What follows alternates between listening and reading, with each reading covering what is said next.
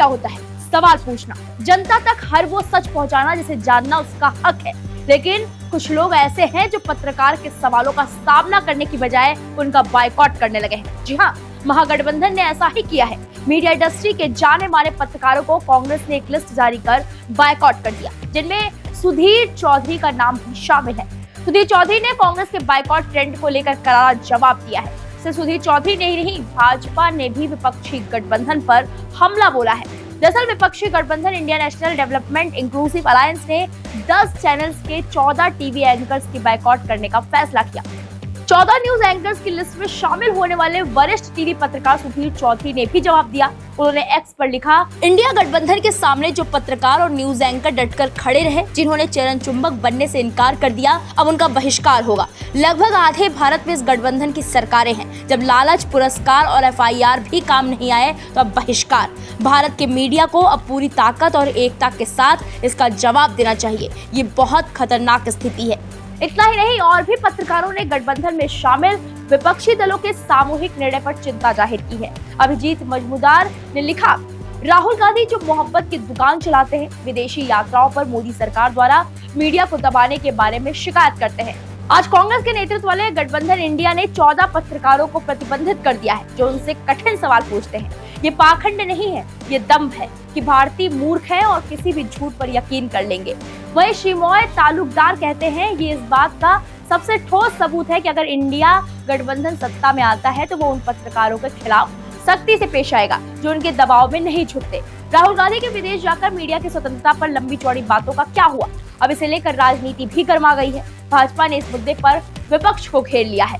Party अध्यक्ष JP Nadda ने Indian national development inclusive alliance पर हमला बोलते हुए आरोप लगाया कि उसके घटक सिर्फ 2 चीज कर रहे हैं, जिनमें सनातन संस्कृति को कोसना और मीडिया को धमकी देना शामिल है।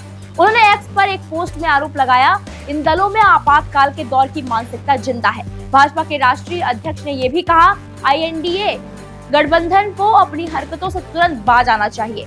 उन्हें इसके बजाय रचनात्मक कार्य और लोगों की सेवा पर ध्यान केंद्रित करना चाहिए। भाजपा अध्यक्ष ने कहा कि कांग्रेस के इतिहास में मीडिया को धमकी देने और अलग अलग विचारों वाले लोगों को चुप कराने के कई उदाहरण हैं।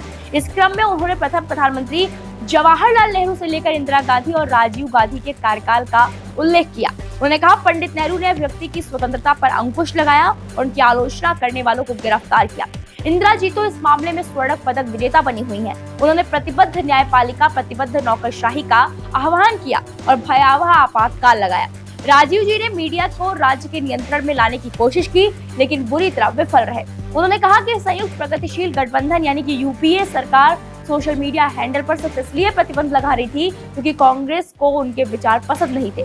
नड्डा ने कहा, इन दिनों INDA गठबंधन केवल 2 चीजें कर रहा है, सनातन संस्कृति को कोसना, सनातन संस्कृति को गालियां देने में प्रत्येक दल में एक दूसरे को पछाड़ने की होड़ मची हुई है। दूसरा, मीडिया को धमकी देना, प्राथमिकी दर्ज करना, पत्रकारों को धमकी देना, पूरी नाजी स्टाइल में लिस्ट बनाना है कि किसे निशाना बनाना है। इन दलों में आपातकाल के दौर की मानसिकता जिंदा है। उधर केंद्रीय मंत्री अनुराग ठाकुर ने भी पत्रकारों पर बहिष्कार के फैसले की आलोचना की। उन्होंने एक रैली में कहा, अब तो इन्होंने पत्रकारों को भी बायकॉट करना शुरू कर दिया है, मुकदमे भी करना शुरू कर दिए। चाहे चेन्नई में देखो, चाहे बंगाल में देखो, छटपटाहट, घबराहट में अब ये मुकदमे दर्ज कर रहे हैं और साथ में कहते हैं कि सनातन धर्म को खत्म करेंगे। हिंदुओं को अपमान करने की कोई कसर नहीं छोड़ते।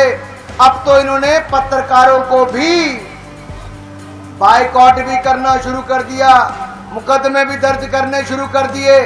चाहे चेन्नई में देखो, चाहे बंगाल में देखो, छटपटाहट, घबराहट में अब ये मुकदमे दर्ज कर रहे हैं। केंद्रीय मंत्री धर्मेंद्र प्रधान ने सोशल मीडिया पर साझा एक पोस्ट में लिखा कि झूठ बोलने के एक सूत्री कार्यक्रम के तहत बने सनातन विरोधी इंडिया अलायंस को सच सुनने में डर लगता है, इसलिए वो घमंडिया गठबंधन के आगे न झुकने वाले पत्रकारों के खिलाफ प्रतिबंध का ऐलान कर रहे हैं। केंद्रीय मंत्री ने लिखा कि मीडिया पर बैन लगाना और अपनी आलोचना में उठे स्वर को दबाना कांग्रेस की पुरानी आदत है। साफ है कि झूठ पर खड़ा ये गठबंधन सच से डरा हुआ है। धर्मेंद्र प्रधान ने लिखा कि जिन्हें सच सुनने का ही साहस नहीं है, वो लोकतंत्र के लिए खतरा है। अभी तो घमंडिया गठबंधन ठीक से बना भी नहीं, उनका लोकतंत्र और मीडिया विरोधी चाल चरित्र चेहरा दिखने लगा। पत्रकारों पर प्रतिबंध लोकतंत्र की मर्यादा तार-तार करने वाला है, लोकतंत्र के लिए शर्मनाक है, ये निंदनीय भी है। भाजपा ने विपक्षी गठबंधन द्वारा पत्रकारों के बहिष्कार की कड़ी निंदा की और एक प्रेस विज्ञप्ति जारी की। इस प्रेस विज्ञप्ति में भाजपा ने आरोप लगाया कि मीडिया को खुलेआम धमकी देना जनता की आवाज कुचलने की कोशिश जैसा है। ये कांग्रेस की आपातकाल वाली सोच को दर्शाता है। भाजपा नेता अनिल बलूनी ने इस प्रेस विज्ञप्ति को सोशल मीडिया पर साझा किया। वहीं महासचिव केसी वेणुगोपाल ने भी एक्स पर एक पोस्ट डालकर कुछ पत्रकारों पर पक्षपात करने का आरोप लगाया।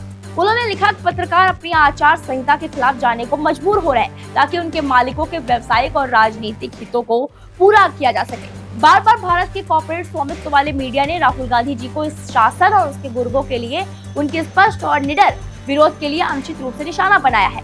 अब ईमानदार रिपोर्टरों को राहुल गांधी को बदनाम करने के लिए पक्षपाती ट्रोल बनने के लिए मजबूर किया जा रहा है। इन कठिन समयों में साहस के लिए ईमानदार पत्रकारों को सराहा जाना चाहिए, लेकिन मीडिया के दिग्गज जिनमें से एक पीएम मोदी के सबसे अच्छे दोस्त है, पूरी तरह से मोदी की धुन पर नाच रहे हैं। इस भ्रष्ट, विभाजनकारी और समझौता परस्त मीडिया के हिस्से को जनहित का दुश्मन पत्रकारिता के नेके पेशे और भारतीय लोकतंत्र पर धब्बा माना जाना चाहिए। लेकिन बायकॉट करने वालों की इस हरकत पर आपको क्या लगता है? पत्रकार डर जाएंगे और सवाल पूछना बंद कर देंगे? जी नहीं, बिल्कुल भी नहीं। पत्रकार अपना धर्म कभी नहीं भूल सकता, चाहे कितनी भी बड़ी मुसीबत क्यों ना आ जाए, वो अपना कर्म जरूर करेगा। फिलहाल इस पूरे मामले पर आपकी जो भी राय है कमेंट बॉक्स में जाकर जरूर बताएं। वीके न्यूज, राष्ट्र के नाम।